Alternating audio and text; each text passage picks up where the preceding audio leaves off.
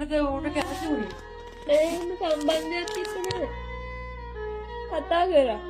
වෙන ආදරෙන් වගේ කතා කරේ. කොයා? එයා. ඒ කියන්නේ කොහොම ආදරෙන්ද? ආස දේවල් ගෙනත් දෙන්න. ඒ ආස දේවල් දෙන්න. ඒ අරින්න ඉන්නේ. ඊට පස්සේ ආ කතා කරා. ඒත් ලොකුවට කතා කරේ. මොනවද ආස දේවල් කියලා කිව්වේ? ඇත්ත කියනවා. ඒතර මට හිතන්න හදාගෙන මාව දෙන්න පුළුවන්.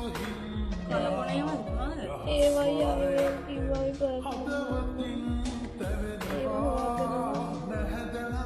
ඊට පස්සේ වර්ණයා හිත ගියා.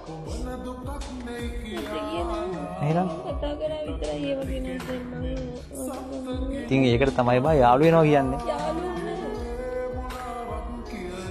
මේක හිතන්නේ බා මම මුද්දේ කතා කරන්නේ මම කණ්ඩායම් මේ මුටි කට්ටන්නේ එහෙම කියලා මේ හිතන්නේ. දැන් ඌ යාළු වෙන පැත්තට වත් එක ආවද? එනට වත් එක යාළු වෙන්න ආවනේ. තව මොනවද කිව්වේ? ඒකට තමයි බා යාළු වෙනවා කියන්නේ.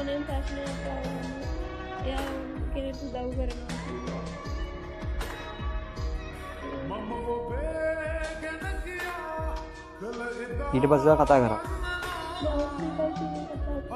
අයි වා කෝල් කරේ. අයිද මට හොරෙන් කෝල් කරේ?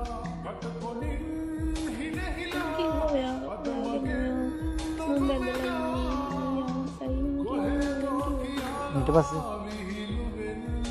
ඌ මොකයි කිව්වේ? දැන් උත්තර කිව්වේ ඇත්තම කියලා දාන ගන්න. ඒතර මට හිත හදාගෙන හමාවක් දෙන්න පුළුවන්.